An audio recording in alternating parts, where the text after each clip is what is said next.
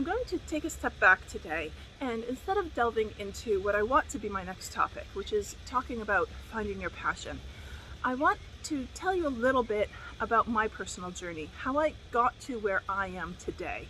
Certainly that path hasn't been linear. So to start this, I just want to share a little tenet that I heard summarized very well in a speech by Hillary Clinton in 2016. And that is, I believe that talent is universal, opportunity is not.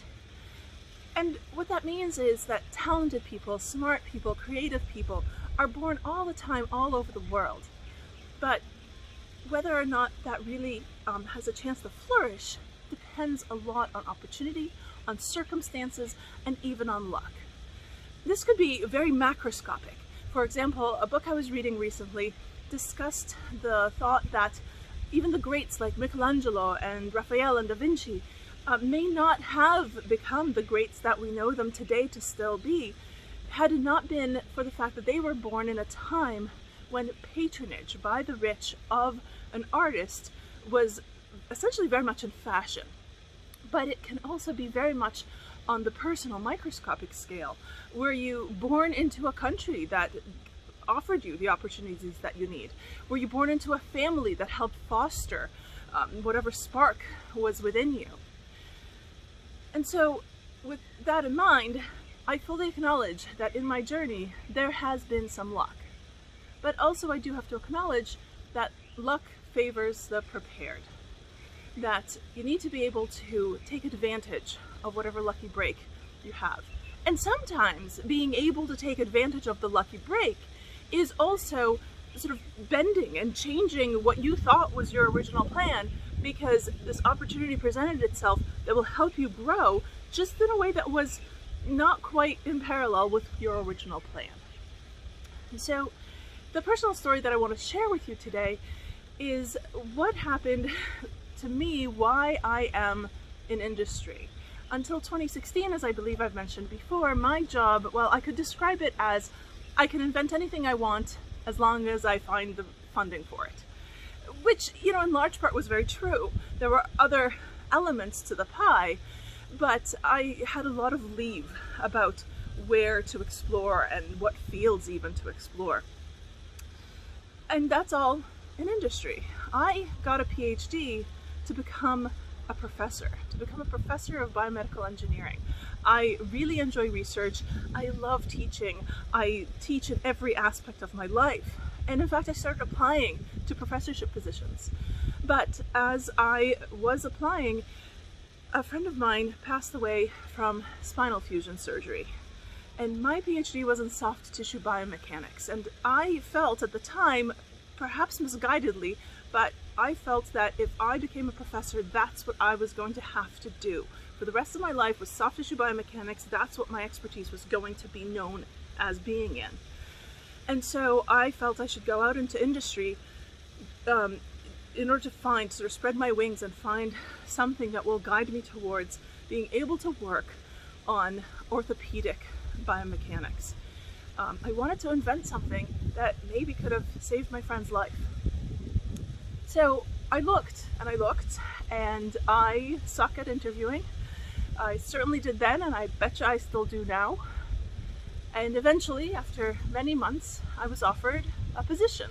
The position that I was offered had nothing to do with orthopedic biomechanics. But it would have been a job, and I figured that I could explore the world of inventing in the orthopedic space in my spare time.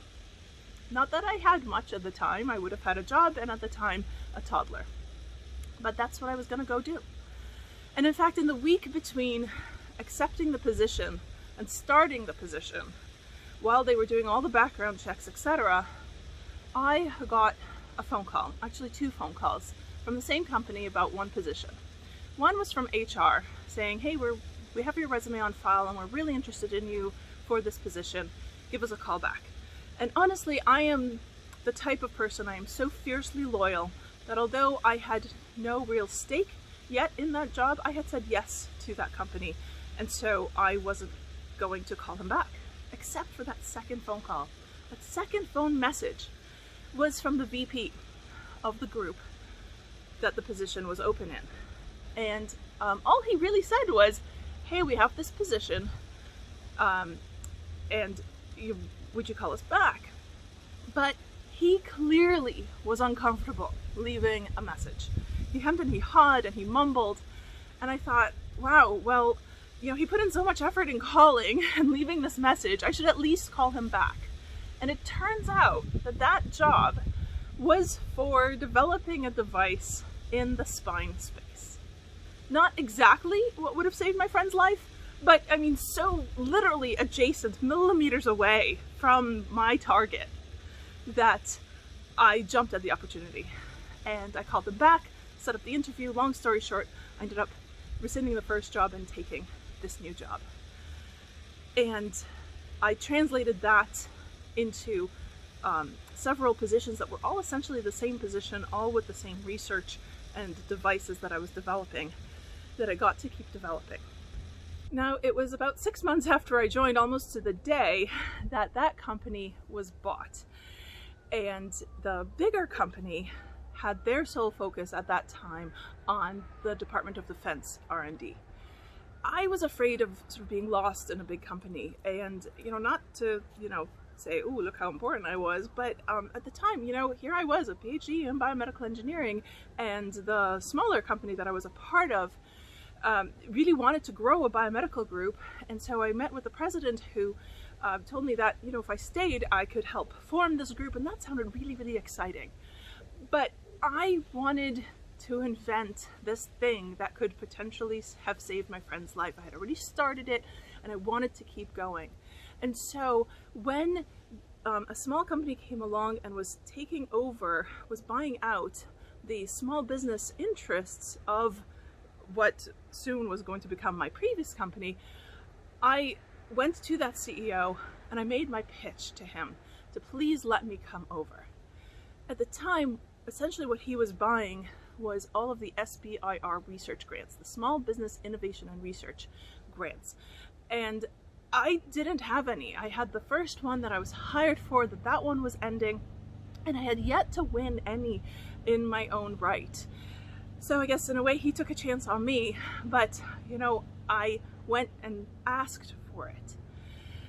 I saw the SBIR program as an opportunity to find that funding for my ideas. It took me, from start of my career, 18 months to finally start winning these. It took me 18 months to really figure out my voice, how to innovate, to truly innovate, to convince someone then also that the idea is not only creative but also innovative, and that they should invest in the idea that I was presenting to them. So that was the background that I wanted to talk to you about today, and hopefully soon I'll be able to put my thoughts together in a coherent way about finding your passion. Thanks.